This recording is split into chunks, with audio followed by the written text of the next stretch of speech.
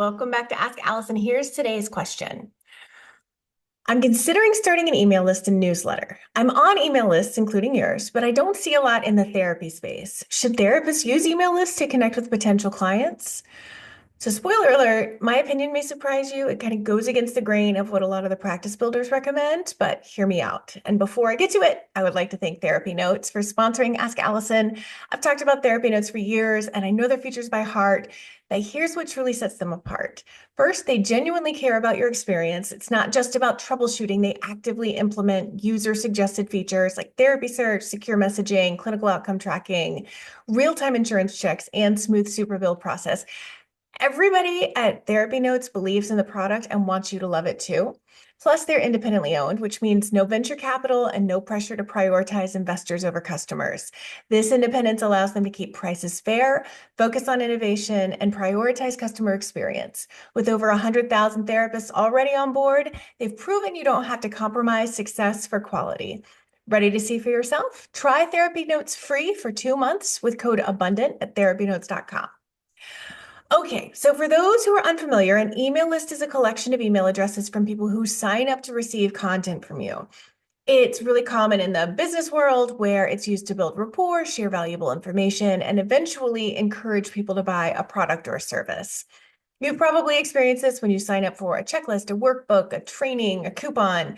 You give your email address, you got the freebie. It's called a lead magnet typically, and then you start receiving follow-up emails from people. So before you start figuring out what kind of content to include in like a 5 email autoresponder series for potential clients, I want you to hear me out. I don't like an email list for potential therapy clients. Um, Imagine this. Your potential client signs up for your freebie. Let's say it's 10 steps to accepting your body. It is helpful, it's inspiring, it's exactly what they need to kind of get started on that journey. Certainly, it's not therapy. But then 2 days later, they get an email titled, How to Avoid a Binge, that lights up their phone in the middle of a date, and the phone is sitting in between them on the table. So even if you mention in the fine print that they're going to receive follow-up emails, and people are accustomed to getting follow-up emails from getting on email addresses, it doesn't necessarily mean they're prepared for your emails to come through with subject lines that need to get them to open them, right? They need to be compelling subject lines, but our subject lines are going to hit harder than like 25% off sale from your favorite clothing store. Um, Surprise emails, even with the best intentions, might feel intrusive. And I want to be really clear. I do not think an email list is unethical or bad in any way. I just personally don't like it. Um, if you're using an email list to remind potential clients that you're available for therapy, how do you balance genuinely helping them with marketing your services? So for me, therapy isn't about persuading someone to come back or encouraging them to schedule a session necessarily. I want clients to find me through intentional research and trust that I'm the right fit, not because I stayed in their inbox. I want them to be like, okay, let's go, I'm ready, and make an appointment. My ideal clients are very motivated.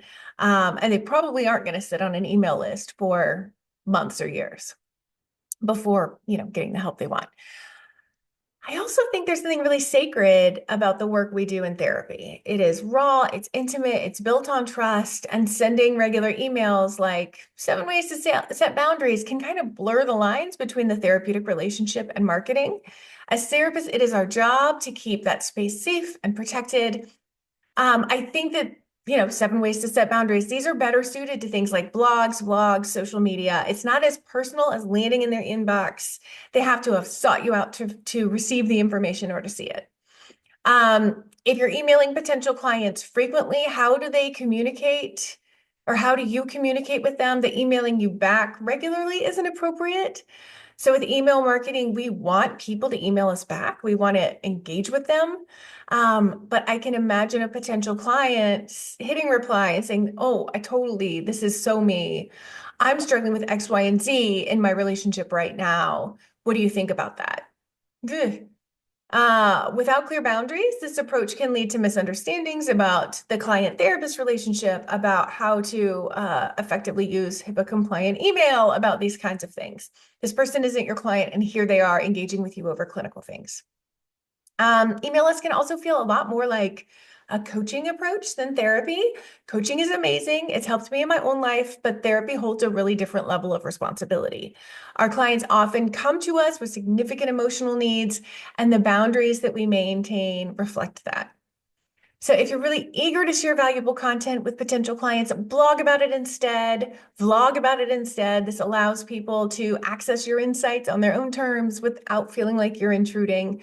And if you're planning to create an information product, like an ebook or a course, an email list can make sense for sure. Just make sure it's really clearly tied to a specific product. So at the end of the day, this is about what feels right for you. I just want to put my concerns in your head for you to consider if they fit for you or not, instead of just blindly creating an email list because that's what somebody else told you to do. If an email list fits your practice, it aligns with your values, go for it. But if you're like me and it doesn't sit as well clinically or personally, know that it's okay to skip it. There is no one size fits all approach to building a successful practice. I certainly use an email list for abundance in a coaching or consulting capacity. So I'm definitely not anti-email lists in general. So I'm curious about your thoughts. Are email lists the future for therapists? Do you share my concerns? I would love to hear your perspectives in the chat. And if you're navigating questions about marketing or practice building, I've got a worksheet to help you out that's for free. Just DM me the word sheets to get this week's worksheet, which is common marketing strategies for therapists. So you can see some other options outside of that.